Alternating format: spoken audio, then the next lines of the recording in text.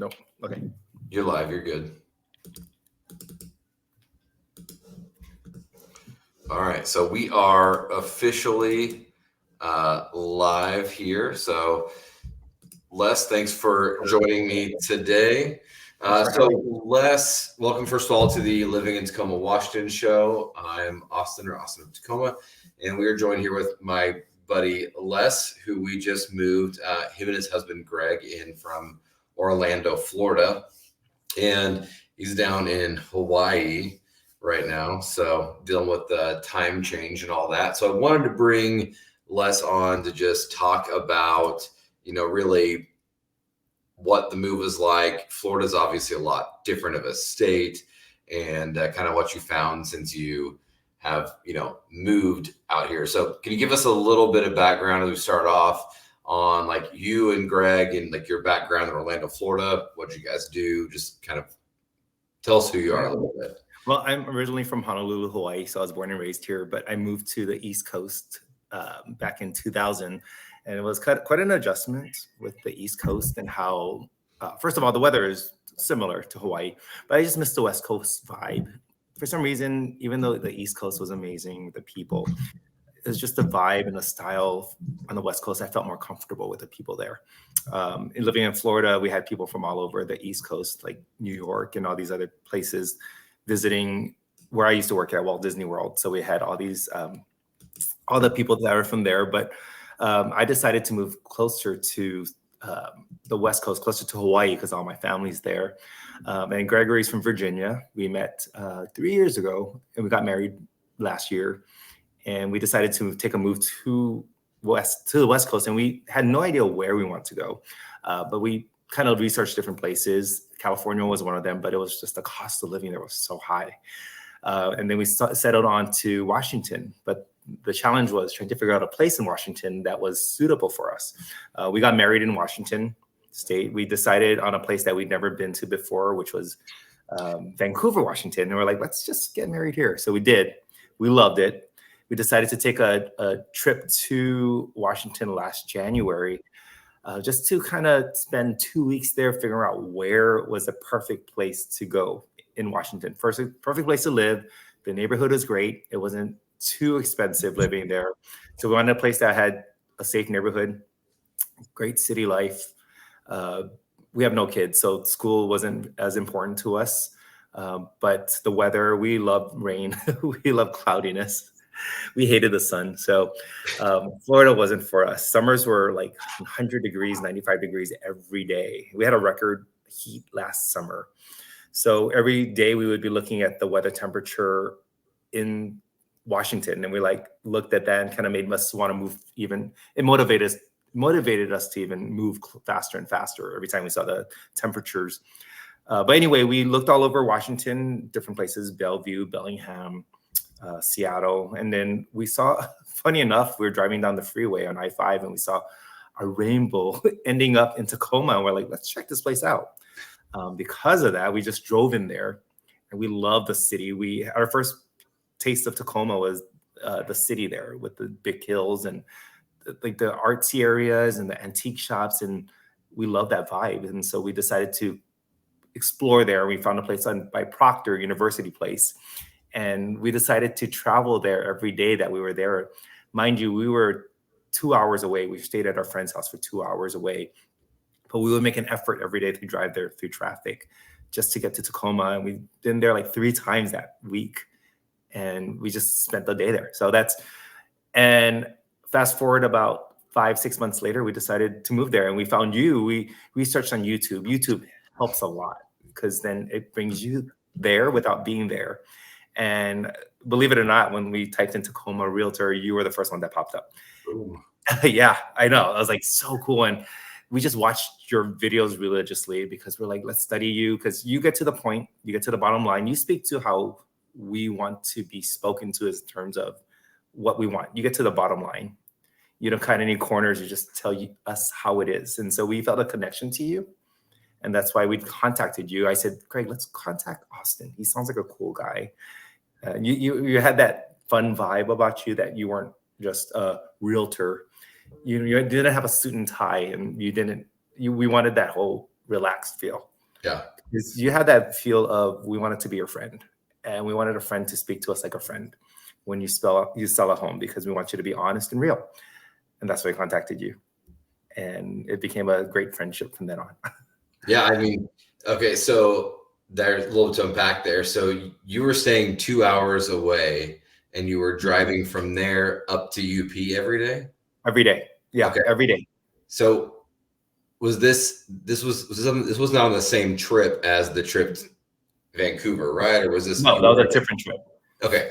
So you came here, you just kind of discovered, it sounds like a gold at the end of the rainbow, right? Like you kind of found literally the gold at the end of the rainbow, and it answered our prayers. So isn't that fun?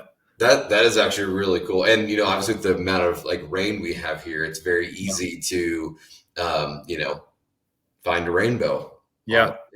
So what with Florida, like what I guess just really specifically like coming from Florida, all that, what really was like, what was the tipping point? You said you like the weather here. Was there something that finally was like, you know what, we're doing this, we're packing everything up, we're bailing on Florida and we're heading west? Was there, okay, what was that? Well, the tipping point was one of my good friends, Jody, told me, don't ever move to a place unless you have a job. So that was the first thing I did, was find a job that was great for me. So I found a place in the airline industry in Delta Airlines. But also what was the tipping point was the fact that we had a timeline. Our timeline was actually supposed to be in March of last year. But because of trying to find the perfect job and then things happen, when you have a timeline, we're just following it, but not to a T. But things happened. I had training for Delta, so I had to wait till after that. So our March became August 18th. That's how long it took for us to really be prepared. But while preparing, you want to start packing, you want to start looking for things. So you're in the beginning stages. When we came back from Washington in January, we decided to have that timeline. While making that timeline, it was important to think about other things behind our backs, like, okay, we had to think about finding a job, also researching on places to live now, also packing. Packing was huge. We had to find a place where someone would ship our things from Florida to Seattle or to Washington. Also, how about the car? Which cars are we going to take there, or are we going to buy a new car there? So all that plays into factoring when you have a timeline. Timeline is very important to us because it kind of gives us a goal, even though it's something where we don't have to meet it right away. We have something to follow. But the tipping point was pretty much the weather as well. It was too hot. We want to move out of there before the summer, which sort of didn't happen. But at the same time, we said, well, let's stay the summer here just so we know we made the right choice. And of course, staying there during the summer, it was like, yes, every day was, can't wait to go, can't wait to leave, can't wait to leave. And then you helped us out because you was a guiding force that kind of was like pulling us in a way to motivate us to even find somewhere faster. So it honestly starts with the realtor. Once we had the realtor, everything was all in line with that. Everything fell into place. That's awesome. You mentioned with your timeline, the packing and making those big decisions on what cars we're going to bring, things like that. Like what lessons did you learn? Like if somebody else is looking at relocating, whether it's here or out of here and going somewhere else, like what lessons can you share that, you and Greg maybe learned in going through that process of a cross-country move? Well, we had to figure out what was more economical. Having his car, which was a Nissan that was 2009 or 8, is it worth just buying a new car, or should I just give you my car and then I'll buy a new car with the money that I made from the sale? So we had to think about those things and about what's more economical. Should we drive there cross country or with a cat, or should we just fly there with my Delta points, with my Delta benefits? We decided to fly there, obviously, because it's cheaper. But even though if we had to pay for an airline flight, we would have to pay for that. It would be cheaper because if you're driving cross country from one end of the East Coast to the West Coast, you have to think about hotel, lodging, if they're pet friendly, places to eat. It just didn't add up. So we thought it would be much easier and safer for our sanity, not to be cooped up in a car with us too, with a cat. And so we had to think about that. Good way to strangle each other. I think. 100%, and the cat as well. So for our sanity, we thought that was the best option. In the meantime, while we found an Airbnb for for 2 months, we found an Airbnb in Tacoma, and we knew when we had an Airbnb in Tacoma, we wanted to find areas in Tacoma that we wanted to live. So we started researching on places. You gave us recommendations on houses, and so we took a lot of that into consideration. All the while, for 2 months, I think we spent about $3,000 a month on Airbnb, which is Wow. crazy. Yeah, so that was a mortgage payment there, but it was worth it because it kind of gave us more of that, gave us a time to afford to look for places in between. We didn't want to make a wrong decision and move to a place that was not right for us. So location was important. Like neighborhood wise, we had to find somewhere that was safe. And in Tacoma, I didn't realize that the next street over is a different neighborhood than you would in this, in terms of a different type of lifestyle. Yeah, our city is like, it really is made up of just like a bunch of tiny neighborhoods all Yeah. just conjoined. Like it's not one city. Right, right. And, it's so funny because the Airbnb is like literally 5 minutes from where we bought a house, and it was like night and day in terms of the separation. Right. you know, Absolutely. Yeah. It's I've always wondered that you look at the different neighborhoods of Tacoma, like I'm wearing like a North End t-shirt today. But if you look at that, then you look at like, let's say University Place, Fircrest, Hilltop. They're like all their own very unique yeah, little neighborhood makeups. 100%. We felt so safe there. It was like one of the we go to this pet store in the neighborhood, and they say it's like the owner told us it's like a little Mayberry there. It's like a Mayberry, like Leave It to Beaver type place. Ours is like a 1950s type neighborhood, so we love it. That's what we love, because we lived in Florida. We have a place called Celebration, Florida, which was like a 1950s themed neighborhood. So we wanted something similar to that. That's cool. Yeah, and the school system here is great in Tacoma. Well, and here's the thing where you guys are at, schools. Now here's something to consider. Like schools might be super important to you guys because you don't have kids. No. But in essence, it kind of is when we look at like resale value of property and things like that, and development around the areas. Typically areas that have good schools tend to have less, junky stuff happening around the area. Right. So, right. You mentioned looking for a job in the course of the move. Yeah. So you had been at Disney like since Mickey Mouse was drawn, basically. Almost there, 24 years.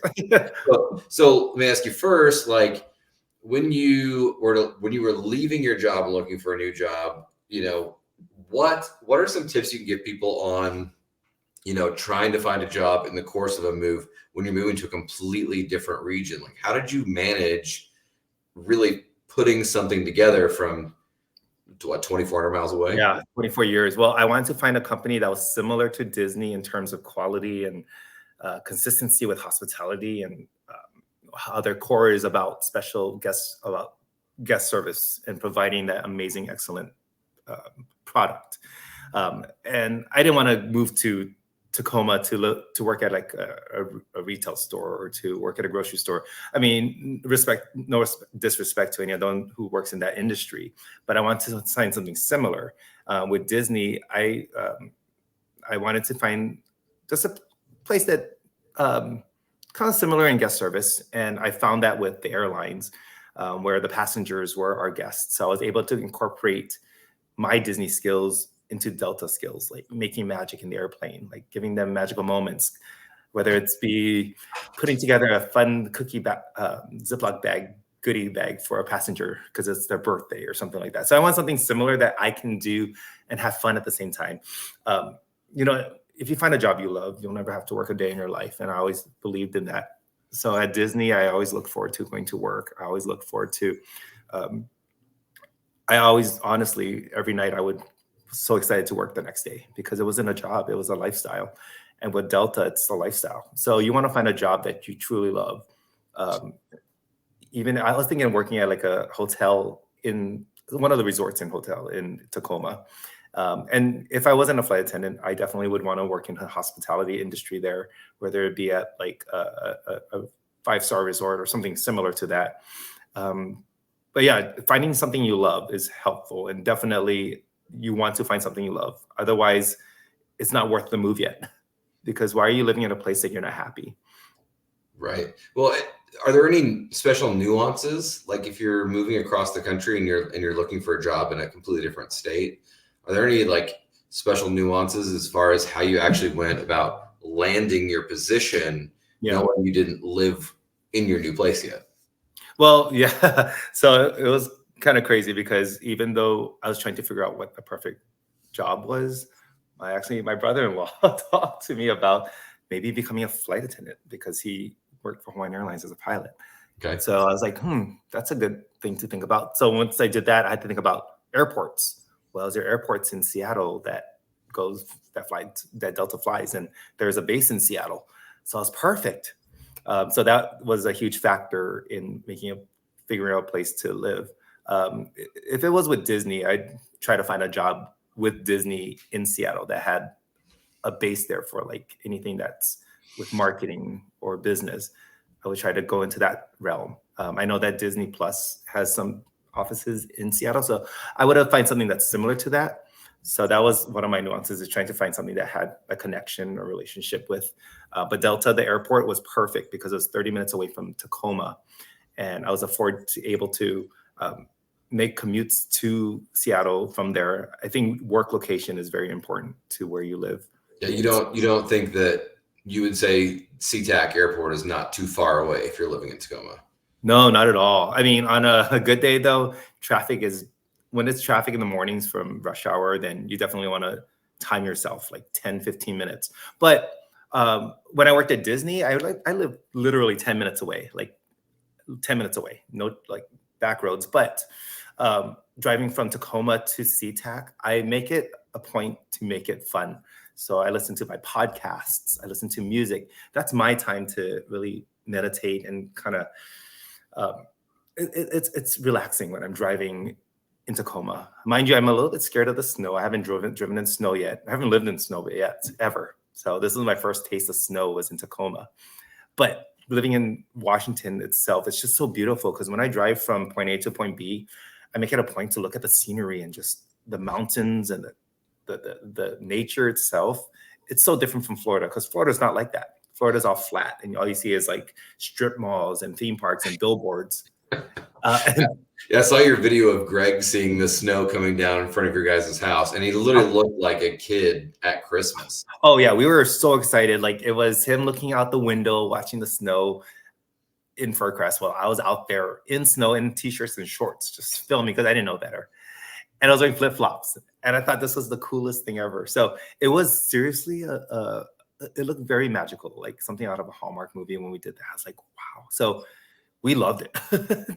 It's neat seeing it off like on the Northwest Firs and all the big evergreens covered in snow. Like it looks like a snow globe. It is. We get excited when we see Mount Rainier in the hot freeway. It's a clear sky day, we see Mount Rainier, and it's just beautiful. And it just reminds us of why we love living here, because of the scenery. The scenery is beautiful. Yeah. Awesome. I mean, I guess kind of leads to the next thing. So, now that you've been here, but obviously you've taken into the nature side of things, you're getting used to the traffic. Like, how has the transition been so far making the move? Like, you guys getting acquainted, settled in? Have you kind of made any impressions or had any surprises pop up about the area? Well, so much fun differences. We noticed that we're much happier there I'm in Hawaii. Much happier there in Washington.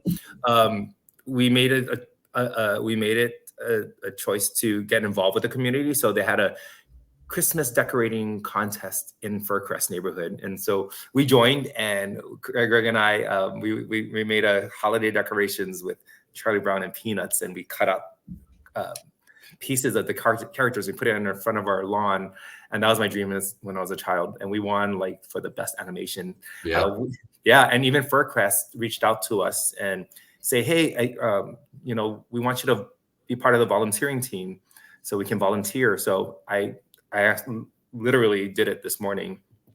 I filled out an application and I want to volunteer with them. So there's an Easter egg hunt. So I'm going to volunteer for that if I'm available. And there's also like the daddy and daughter sock hop dance and all these kind of things. Getting involved in the community is so important because it gives you a chance to meet a lot of the people living in your area. And we found great neighbors. We loved our neighbors that we lived in. We only been there for 3-4 months, and we already made an effort to talk to the neighbors. Yeah, well, that's one place a lot of people get hung up on when they move across the country. They kind of become hermits because they don't know anybody. They don't really think about that aspect when they make the move. And Right. I think as we get older, okay, you've been employed at Disney forever, so you're out meeting new people every day. Mm-hmm. But the average adult is Mm-hmm. not actually very accustomed to meeting new people, Right. and let alone or hell, even trying new things. Yeah. So It's don't do it's anything actually new. it's flip-flop now, because in Florida, I was the one that would made plans, and Greg was like very tired. He said, "Can we just stop making plans? I just want to stay home." Now it's flip-flopped around. Now Greg's attitude changed when we moved there. He's out meeting friends. He says, I want to make friendships here, because in Florida, he knew he wasn't going to stay there. So he said, "Why am I investing time on friends that I'm not going to see, or it's going to be very superficial?" It's just like one of those, "Hey, how are you? We'll talk, we'll go out sometime," and it never happens. But he makes it a point to meet people in Washington, and he sticks to those plans, and I'm very impressed. Like, he meets people there, he knows he's going to invest time there. We noticed a lot of people in Washington are from Washington, or they're in Washington and they're staying in Washington for life, and that was like more of a reassurance that we can find people here that we have a consistent, stable friendship with. And so that's why he made an effort to do that. And that's why he loves connecting with people in the neighborhood and meeting, making this a point to meet you and Elena. Yeah. Because that's one of the important parts. By the way, as a realtor, you became our friend. And that was a great, important part, because we had a connection. And once we moved there, we had you two to fall back on. And we weren't going there alone. We had you two to be our support. So that was an important part about you and your role. I was just talking to a lady who's a realtor in Austin, and she was telling me when she moved from New York City down there that they didn't know anybody, obviously, and the house they bought had a pool, and she was like, "I felt so bad because when we closed on our house, I told my agent, I was like, 'Hey, our house has a pool, so if you ever want to come swimming, and she's like, "He never came over, never hung out or anything," and I'm like, "Oh, that sucks." It was like, you go to a new community, if you have a good realtor, if you have a finance person or whoever a boss that can connect you right with the community, like, you're, I think, a lot more likely to be happy living in that space because you have community right out the gate. Mm-hmm. I would say, me personally, when I moved out here to Tacoma, it took me 6 months to really kind of crawl out of my office and go meet humans. I went straight to work, and I just kept my head down to work, because we 4x'd our cost of living overnight, right? Missouri's so cheap, and then relocating out here was a major punch. So so outside of nature and you're meeting people, like, are there any aspects of Tacoma that you guys find maybe more unique or appealing compared to Orlando? I think the lifestyle of outdoor activities, being able to go outdoors, hiking. We try to be healthy. And mind you, I lost my ability to run every day outdoors. That was the one big change, but I bought a treadmill. Okay. And so I get to, during the winter time, it's good to go on the treadmill just to keep healthy. But I did see people running in the cold, and I'm like, I can do that. And Greg told me, you know what? My friend told me, because she lived there, she says, you have to adapt to them. So you're going to buy winter wear to run in. So I'm like, oh, that's a good idea. So I started buying waterproof shoes and thermal pants. And so I'm going to make an effort. That's not an excuse not to work out. I have to find a good way. And I would drive to Point Ruston and Chambers Bay to go running, because the outdoors is amazing. Yeah. I love just driving there just to run. But yeah, that's one of the big things. I learned that you don't use an umbrella in Washington, otherwise you'll stand out like a sore thumb. You're instantly a tourist if you use an umbrella. But and I started to fit in with trying to buy more Patagonia things, because I never heard of Patagonia. And I'm like, what's up with this Patagonia? And then I looked at it, I'm like, well, the prices are extreme, but it's worth it, because I bought a Patagonia jacket and it was so comfortable. That's our favorite here, bro. Yeah, so whenever I put on my Patagonia, I feel like I'm a Washingtonian. I'm like, oh yeah, I'm in it forever. It's real. Because I think that's like the rite of passage. And that, and driving a Subaru. Driving super. Yeah, that's, you I've gotta seen have so many super. people with Subarus and Priuses, but I fit in with the Prius on my end, so I'm Yeah, happy there. But Toyota definitely owns this state. Like Toyota does. everybody drives a Toyota, or a Prius, a Tundra, Tacoma, whatever it Yeah. is. I mean, are there any, being healthy? I Yeah. think Florida is a very fun space. I think Washington is probably considerably healthier than some Oh, parts of Florida. Are there any other cultural differences? Like yes. major, like lay it out. Like when I was watching this from Florida, they're thinking about moving out Yeah. west. What cultural shock, what cultural differences have you been exposed to that are worth noting? Well, for for one, I'm able to be myself in Washington.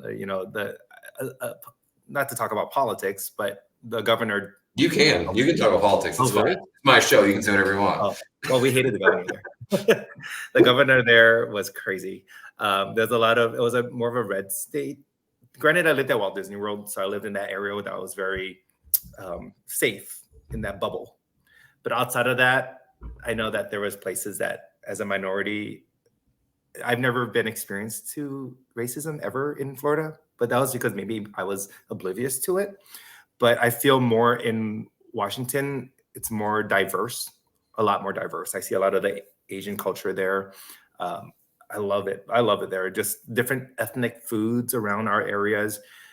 In Florida, it was always like those Chinese buffets or those like um, very all these chain restaurants like Applebee's and uh, Perkins and all those places. But in Washington, there's like mom and pop restaurants, a lot of hole in the wall places, a lot of cool coffee shops that are unique.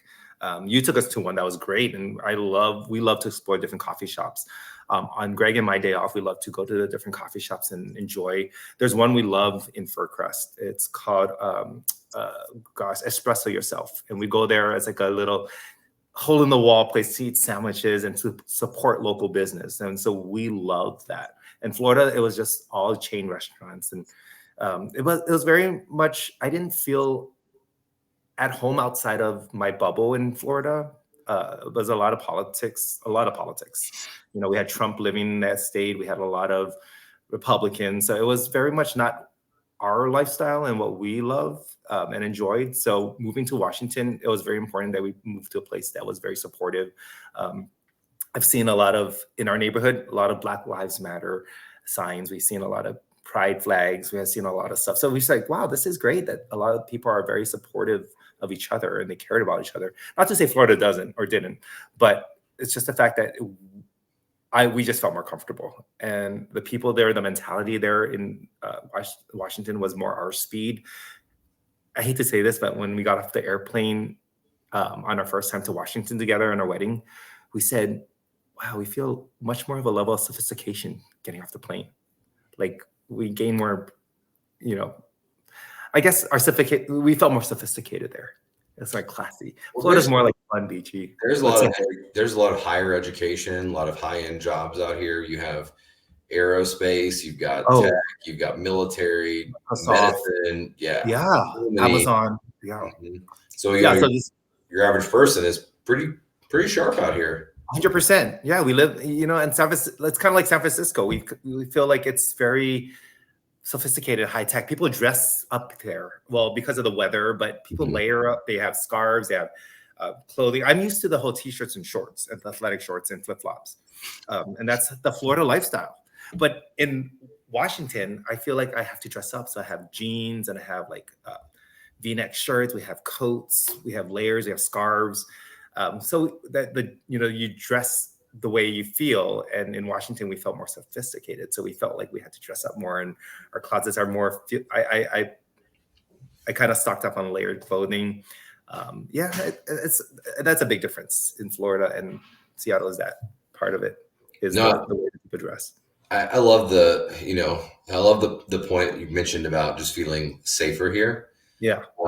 So one thing I've noticed about living here in general is everyone is cool with you being you, and you're allowed to do your thing. And like in the Midwest, for example, and I'm not going to apologize for the Midwest. If you're not totally in line with what the general public believes, you are chastised. They force everything down your throat. And honestly, there are things in the Midwest that I actually align with. I'm a Midwest kid. Yeah, But yeah. you don't have any right to shove it down people's throats. Yep. And out here, I love that people can just be themselves with Yeah. no pressure, no hate, no judgment.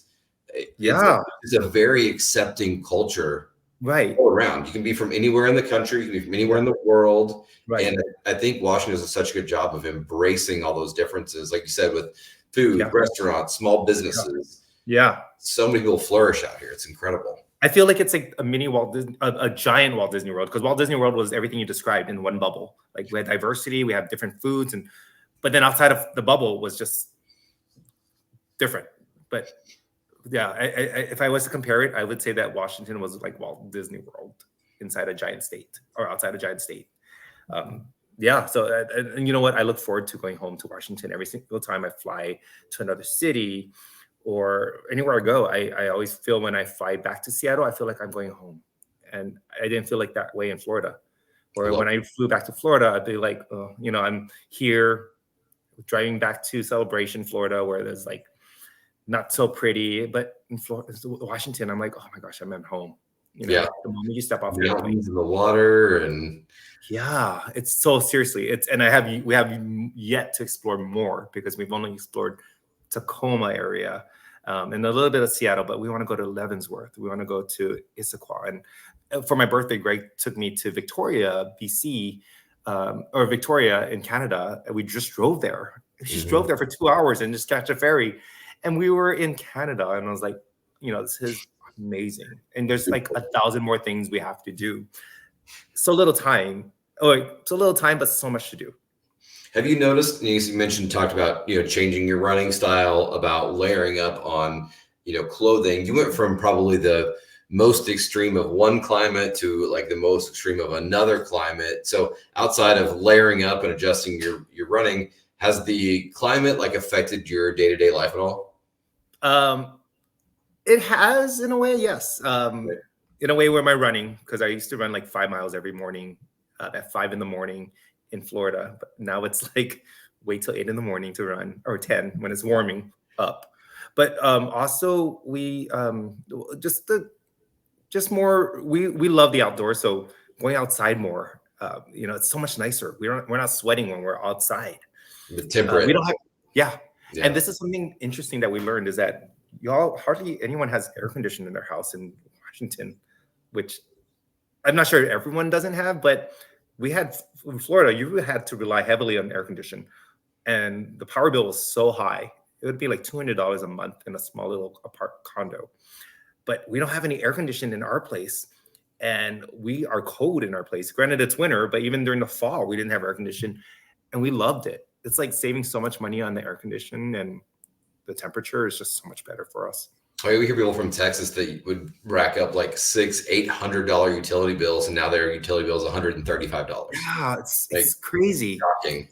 Yeah, it is so shocking. And you know what's great too is even though gas is higher in Washington than it is in Florida, we had to drive far to get to places. It wasn't like things were next to each other.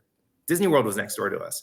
But if we had to go to downtown, it would have been 30 minutes away. Or if we had to go to the airport, that was 40 minutes away. Or if we had to go here, everything is 5-10 minutes away from each other in Tacoma, like everything we need. If you go to Target, it's 3 minutes away. If I'm Googling a restaurant, it's like 5 minutes away or 10 minutes away. And so we're not using as much gas as we would in Florida in the long run. Well, it's like a big city. You can go from like Olympia all the way up through North Seattle. It's like a constant town. Yeah. No matter where you're at, you can find something to do, somewhere to eat or a bar to grab a drink in. It's so convenient. Right. There's always a place wherever you drive.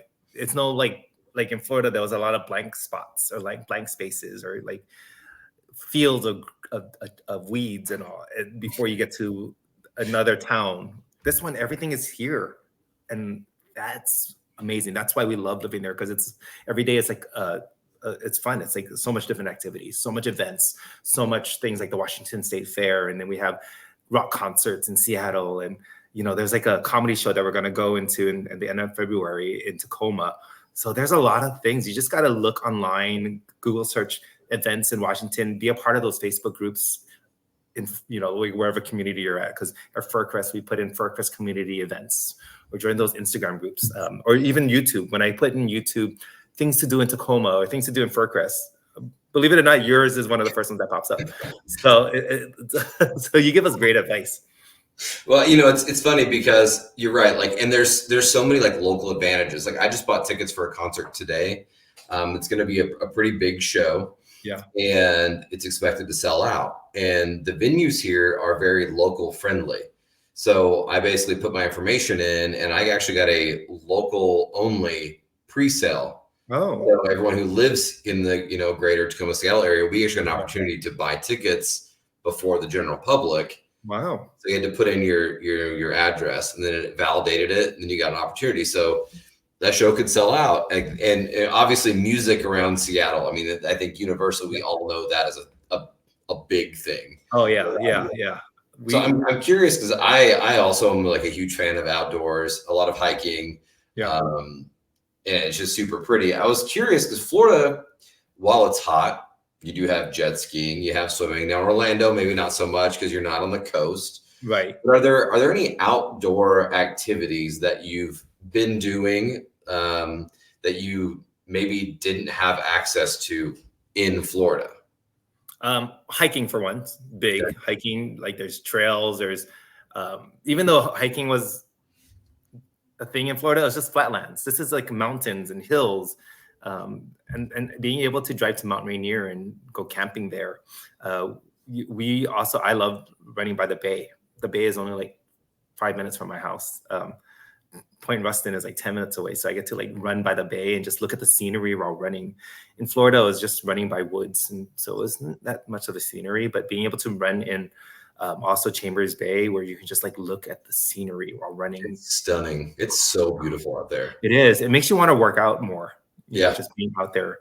Yeah. And then I haven't played golf since I moved out here, but every time I go to Chambers Bay, I'm like, this is the course that I would start playing golf. Yeah. There. Yes. Like, 100%. Yeah. So pretty. Scenery adds to whatever you're doing, so whatever you do, just Washington is a great place to do whatever it is outdoors wise. And so you had a pretty easy time then, been outdoors. You said you kind of connected with the community of FurCrest. Give me some tips. How, if I'm moving into the area, like how can I get plugged in with the local community? As someone that just moved here, like how did you figure that out? Just joining those Facebook groups, those websites, introducing yourself to the neighbors. I made it a point when we moved there that week that if I see someone coming out of the house, I would go up to them and talk to them and introduce myself. And then once you hang out outside, I find when you're outside the house working on yards or cleaning your car every day, that's where you meet your neighbors the most. Yep. Also, like you helped us because of you, we've had so many friends. We have Veronica, we have Mike, we have Tim now that we're gonna have lunch with soon. So you were like I know you connect with great people, and because of that, you are like the triage of introducing us to different parts of the city, but also just joining those groups, those Facebook groups. Also, what I learned is from living in Celebration, if you join church in your local community, that's where you meet a lot of people. I met a lot of great friends from church. Just getting involved with that.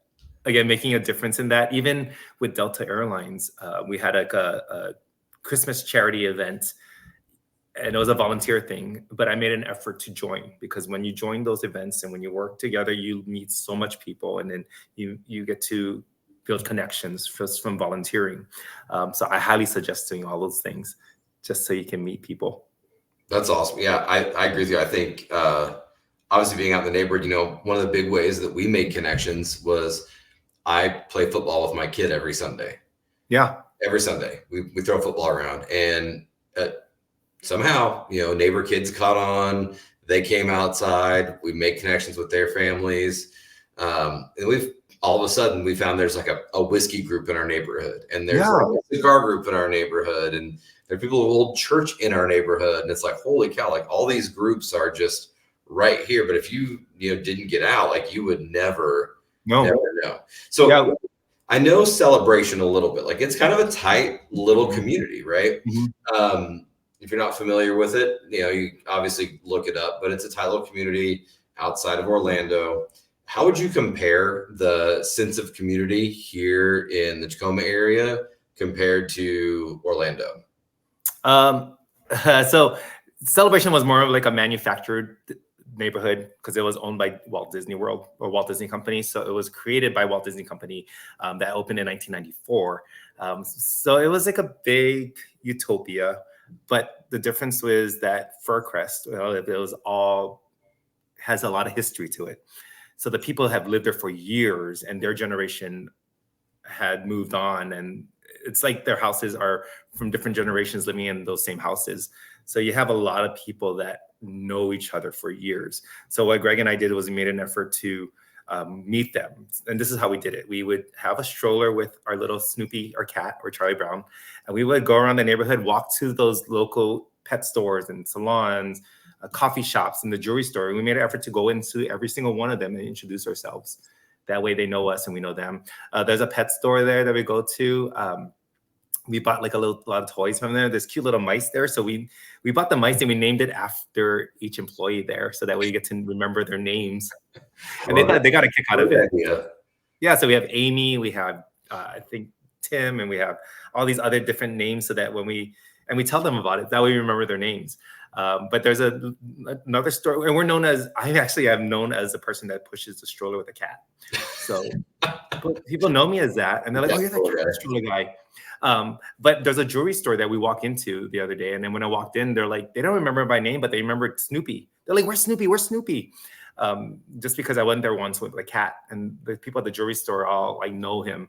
So I think more of a sense of everyone there knows each other because they've worked there for years, versus in Celebration, people come and go there. A lot of businesses close because it's so expensive to keep a retail shop there.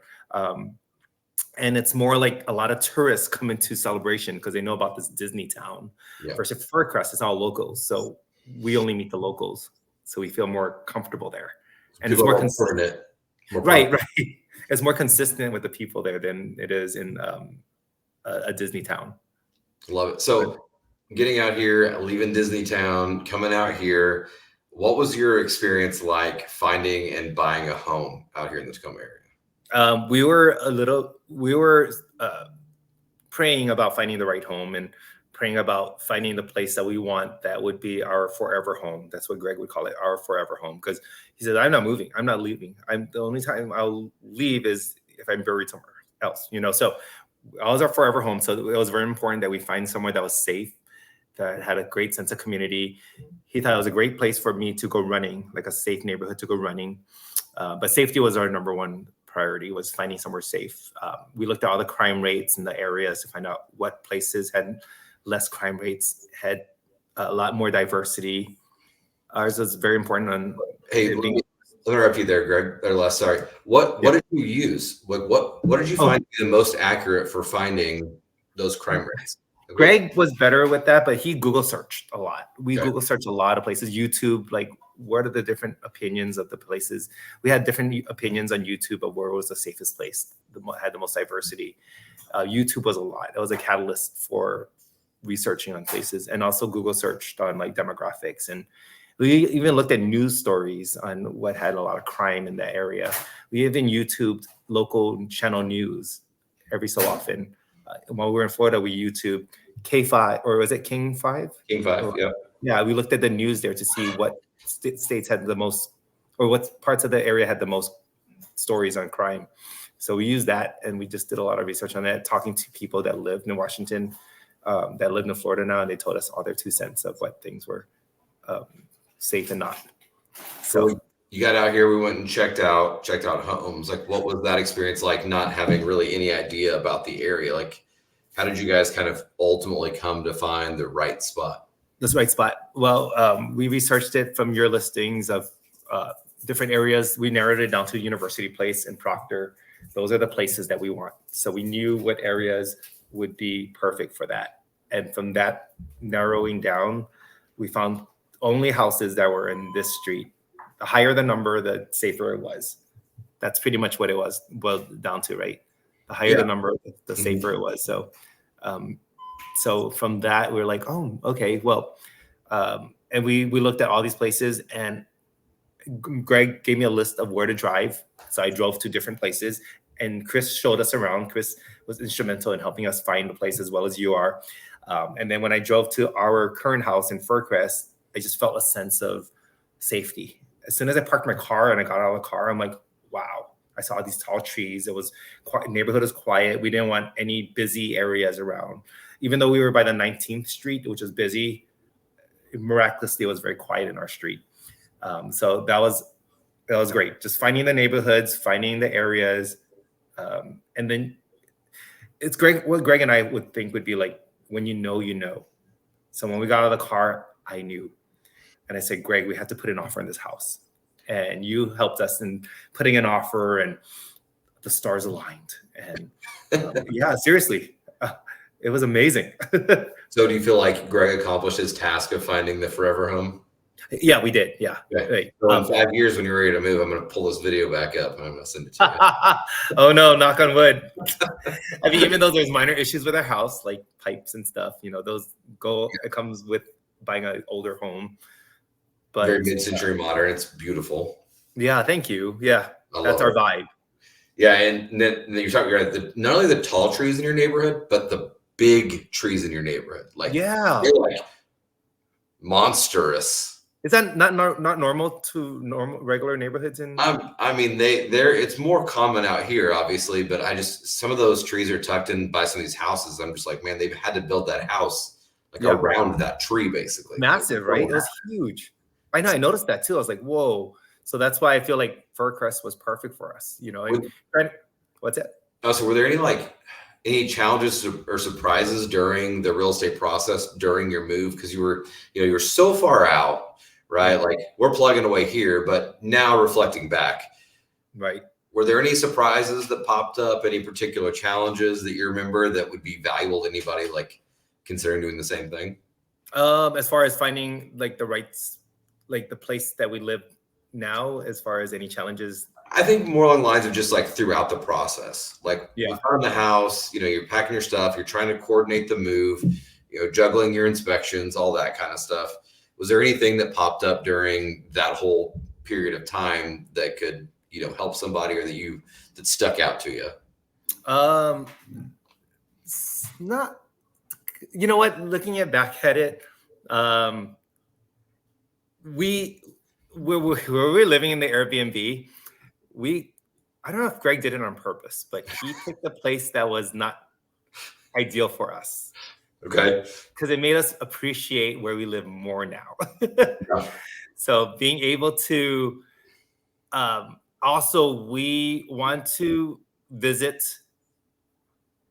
Washington on our journey to find a place during the most challenging month, I think, or the weather-wise. So we picked January because we want to see how living conditions were during that time in the winter. So that was important. And also living in a place or moving to a place in that neighborhood where we can feel like, how do we feel living in a place where it's a little run down, but still doable? So I would say, when you move to Washington and you want to find an Airbnb, find a place that's a little challenging, that's out of the box, because then it makes you appreciate the neighborhoods you find once you find those neighborhoods. Because every time we drive by there, our neighborhood now that we used to live in the Airbnb, we're like, oh, thank goodness, so it makes us think bigger, better. So, man, that's a really good point. Like, that's a good piece of advice about finding your Airbnb. Like, what, not even here. I'm just talking in general, right? Right. Someone looking at maybe making a long distance move like yours, what advice would you give them if you had a couple points to give them? About Airbnb? Well, no, not Airbnb, just moving long distance. Oh, moving long distance? In general, yeah. Do your research, do visits, do at least 1 or 2 visits. Like, fly there for a week or two, stay at an Airbnb or even at a hotel, but just rent a car and just explore. Once we found a place, because we went through so many different places in Washington. on our January tour for 2 weeks. And because of that, we found like, okay, this is a place we always like, we had a checklist of places. And we check off, nope. We didn't want this place. Nope. We don't feel, because once we had to get out of the car. We had to go to the coffee shop. Once you go to a coffee shop, we know. So we based ourselves on coffee shops. And is this a place I can go to? That makes sense here. Yeah, right? Because it's all about It's all about the coffee shop. So is this a place we can hang out at? So once we found like those coffee shops and those places, we're like, okay, this is a place I can come to every weekend, or this is a place I can hang out if I want to just get away from the house. And from then on, we found that, wow, we love Proctor, because Proctor is where there's like an old movie theater here, and we can walk to the restaurants and Metropolitan Market, which is Greg's favorite place to go, is Metropolitan Market. Does he get the cookie? He gets a cookie. The cookie is the best thing ever. Yeah, apparently the cookie there is amazing. It's so and amazing. I tried it. It's so good that every time we go to Metropolitan Market, he says, this is my favorite place in all of Washington, is Metropolitan The Met Market, yeah. Yeah. Dude, I'll tell you, the problem with Metropolitan Market is I can go in there and spend like $100 on 3 things. 100%. It's You're getting so quality, right? It's so easy. Yeah, we love the produce section, the ready-made salads. It's amazing there. So yeah, we love Metropolitan Market. So we started on Proctor, and let's find somewhere in Proctor. And then things didn't work out because Proctor didn't have anything for sale that was in our price range. But then we said the next best thing was Furcrest. So we found that. And you just got to do research first, narrow it down, do a lot of site visits. And then once you find your spot, then you narrow it down to like crime rates and all these things. But then, and then, you know what, believe it or not, once we find that spot, it all comes to you. I mean, everything just aligns. Once you find the neighborhood, everything just comes. I'm not saying it's going to be like that for everyone, but for us, we just had to put it all in God's hands and the realtor's hands, and everything will fall into place. It's so funny because everybody comes out here and we set them up on a search in the MLS. So they're seeing properties before they ever get here. And they'll be like, we found these 30 houses. And then I'm like, okay, cool. Well, before we go look at 30 houses, drive around and look at these houses, the neighborhoods. And the next thing they're like, okay, we've got 3 houses. And it's just immediate self-elimination. It happens so fast. We just had a couple fly out from San Francisco. Yeah. And they found a private school for their kids they really liked. But the houses they liked were in a different neighborhood. And so immediately kind of like, oh shit, like what are we gonna do? Well, turns out the private school has a busing system that will go to the north end and take them around to the northeast side. Oh, so okay. They still were able to luck out. Yeah. On the area that really fit more of what they were, what they were looking for. Yeah. How do you have patience, with a partner? How do you have patience throughout that process? Like, is it just planning? Is it just having grace? Did you find a way to deal with that? Yeah. What we did was we had, so Greg is very much a planner. He is the ultimate in planning. I give him props because he was the one that pushed me to move, to actually do something about it. I'm more of the lazy one that's like, I'll let it come to me, but he made it happen. The thing with that is that you have to, if there's too many cooks in the kitchen, it's just not going to work. So if you're putting my 2 cents in and he puts his 2 cents in, then it's not going to work. He just asked for my opinions. He asked me, what are the list of things that are very important? And he'll prioritize it to it. And I said, cost of living, safe neighborhood, things to do, a family feel community. And then I just left it up to him. So one person has to take charge if they want to, while the other ones just gives their input. And he's the one that, took care of the arrangements of moving the furniture, the cars, and he would give me things to do. He goes, hey, Les, when you have time, can you call this person up? So he's the delegator, but he's also doing it. So if there's too many people running the business, and it gets too complicated. So I just let him take charge. And I just I think that's great because in the same time, in the background, you were handling stuff with work. You had other things that you had to do.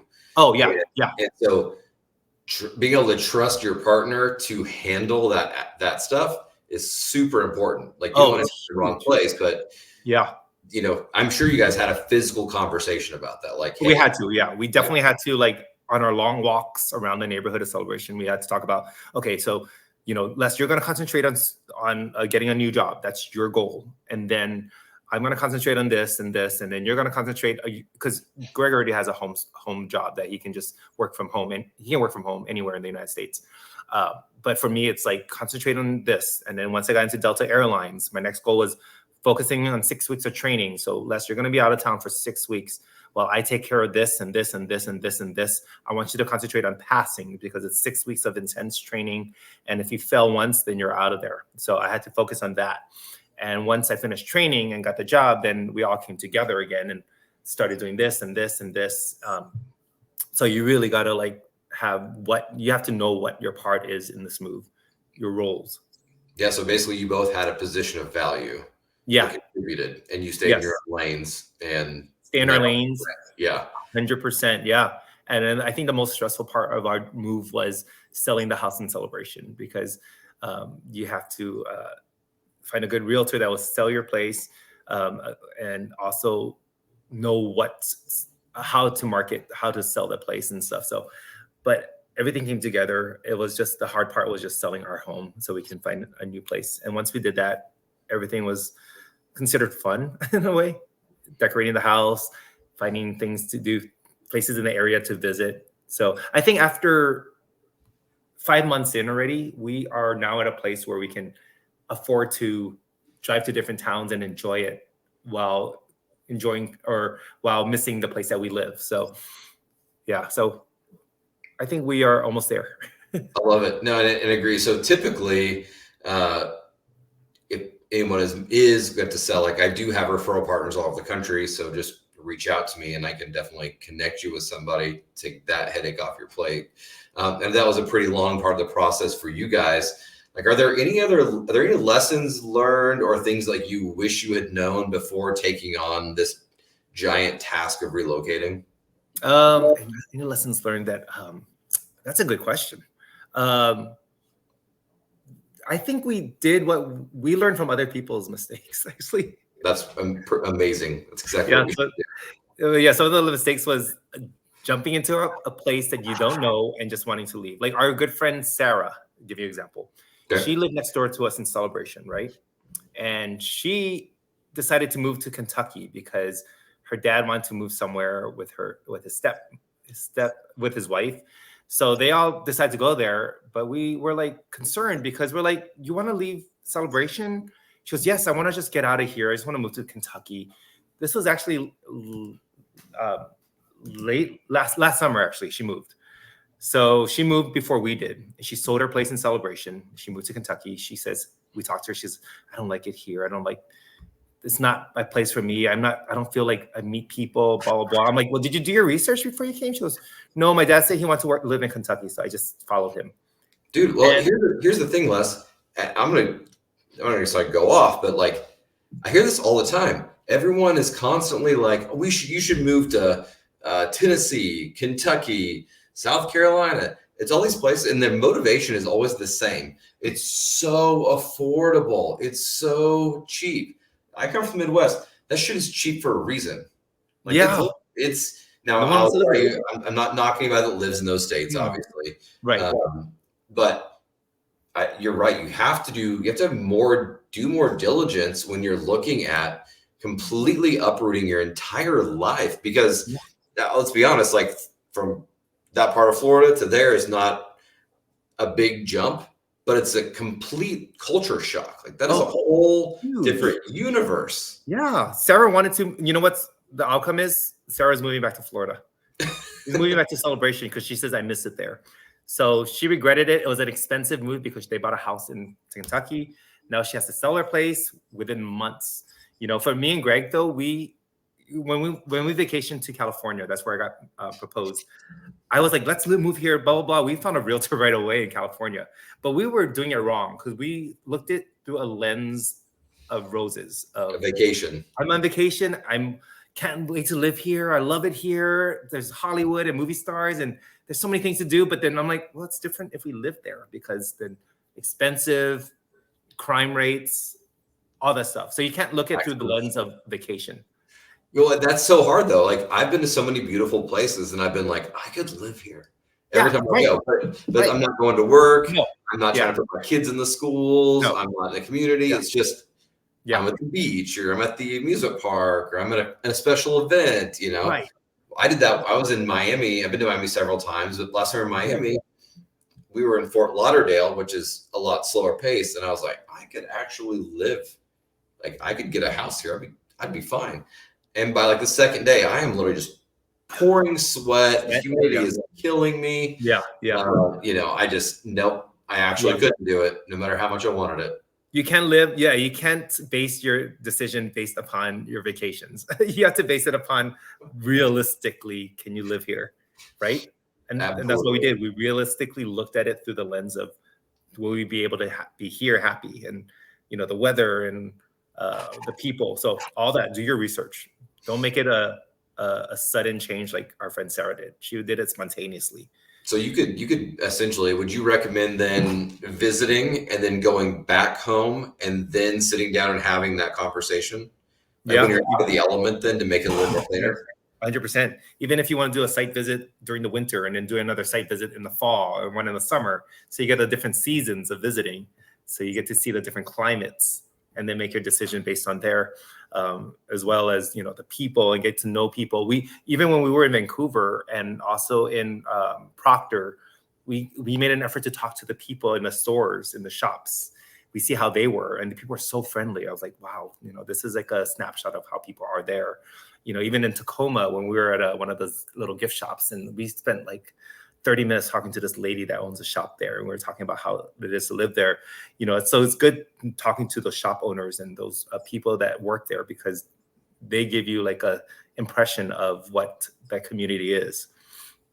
Yeah, and our community is super big on small business. Yeah, it's right. You have I honestly feel like you have happier shop owners in our community than you do in a lot of places, because they're very well taken care of. They're having a lot of fun. They're part of something. And they see their same clients every day. So they would know what it is to how the people are there, and they know what goes on in the neighborhood. So it's important that you get to, even when you find a place that you want to live in, like a neighborhood, talk to the people that work in those shops or restaurants. And it gives you a sense of belonging. When we were at Proctor, our first night there, we ate at a Mexican restaurant there, and the server found out it was like we're shopping around. The manager brought us a dessert on the house, saying, hey, potential welcome to the neighborhood. Just want to say welcome to this area. And last month we saw the same person at a restaurant. We're like, Greg was like, hey, that's so and so. And so, it gives you a sense of belonging, that they respect us, and that they would go out of their way to make a great impression on us. And so we were like, wow, this is it. I love that. So I guess it kind of leads us, this is a really good question here for this. Then, hidden gems. What are the places that you found locally that really stand out, that are just kick ass, whether it's food, shops? Like, what are your top spots? So we found out, I didn't realize it was a downtown Tacoma. I forgot about that. There's an antique row where there's antique shops, and we have a mid-century modern home. So we went around there and Puyallup, and we looked at antique shops, and we found out these cool treasures, like these old radios and old ashtrays. We don't smoke, but we wanted an ashtray to look like a Mad Men kind of a theme in our place. So all these cool places, like antique shops. There's actually a restaurant called McEnamins in Tacoma, which is like 5 stories. It used to be an Elks Club, but has different themes of speakeasy bars, secret walls. That's our fun place to go, actually, is McEnamins. And we love that Mexican restaurant we went to. What is it called? It starts with an M. The Matador. Matador. That's our favorite restaurant there. And we love the espresso yourself and all these like diners. So those are the ones. And our favorite place too is there's a burrito place in Tacoma, in Renton, or no, Ruston. Point Ruston is like a small little burrito shop, which is in this cute little area above the garage by the movie theater, and that's where we go to on Taco Tuesdays. So we established like a tradition every week to try to go there on Taco Tuesdays, because they have amazing burritos there. So we love to eat. So those are places that we love. It's those eating places. But yeah, I'm a foodie, so great places to go.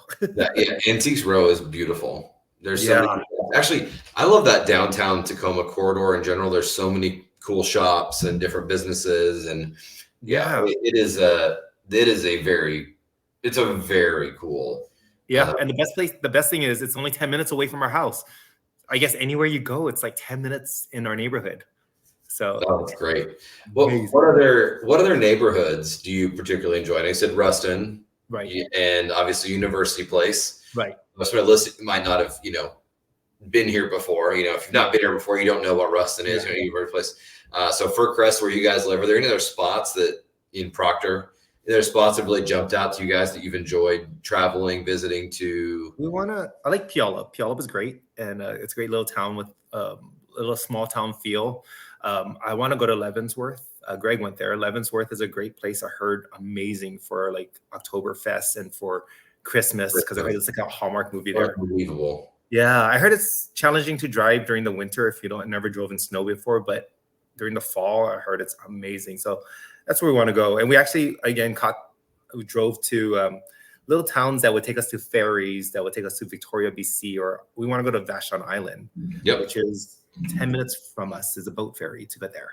It's quick, and it's a cute little neighbor. It's a cute little town. They got a great coffee shop, amazing farms, wine. Like Vashon Island? Yeah, it's a great. You can take fruits and berries there, I heard, and and the great part is that the ferry, the boats is like 10 minutes from us, so we just drive there and then catch the boat for the day and drive around Vashon Island. Again, there's so many things to do in so many towns that we just can't wait to explore. And it's fun. And we want to drive to Oregon, which is only 2 hours away from us. So a lot of cool hidden gems. Well, to wrap it up, I mean, you guys have settled down here. Is this a permanent move, or is this part of a bigger plan? No, forever home for us. We love it. It gives me access to fly to Hawaii to see my family more often. In fact, within the last, since we moved there 5 months ago, I got to visit my family twice in Hawaii. Got to fly there because it's only 5 hours away versus 10 hours from Florida. And also my family gets to visit us from Hawaii because it's closer, faster that way. And Greg's family's from Virginia. So even though it's a little hike from us, it's in the middle. But this is our forever home. We love it here. I feel finally, after living in Florida for 24 years, I feel like a sense of I belong. In Florida, every day driving to work, I feel like I can't wait to get out of here. I can't wait to get out of here. And finally, my mentality is I get to stay here. That's awesome. I love it. Thank you. Are there any future plans or goals that you've already set related to, the new life here in Washington? Yeah, ours is to drive to the different spots and to go to Bellingham, drive to Vancouver, Canada. And that's our go-to plan is that. And ours is to explore more coffee shops and more restaurants. I think even though it might add up in the bill, our goal is once a week, we can at least go out to dinner somewhere, find somewhere cool, find out where the locals eat at. I want to go to Gig Harbor, which is next door to us. There's great restaurants. There's a place called Thai Tavern that I want to try, and all these other cool seafood places too as well. Oh, there's another hidden gem. It's called the Boat Landing. Is that what it's called? Boat Landing? Where? Which one? It's called the Boathouse or the Boat Landing. That's Boathouse. Boathouse. Boathouse 19. Yes, Boathouse 19. That's our other favorite place to go. So that's a good one as well. Well, man, it's awesome. I appreciate you hopping on here with me and kind of sharing your story. And thank you. The goal of this podcast is more related to things happening in our market, but obviously we have a lot of people that reach out on YouTube and want to relocate. So I think there's a lot of value in having people just occasionally pop on here and tell their stories and what they've learned, what they like and what they don't like. And so I appreciate you, being with the family and taking an hour out of your day to kick it with me. Well, I just want to say something is like Greg and I, we are great examples of that. We just found you on YouTube and it became instant friendship. So, and we can't thank you enough. You made our life for the better and you paved the path for us. And now we have many more friends because of you. And we found a great place to live and we owe it all to you. So that's why I'm happy to do this for you. Oh, brother, I appreciate it. Love you, man. Thanks for coming on. All right, guys, that is going to be this episode of Living in Tacoma, Washington. And until next week, have a good one. Thank you. See you later.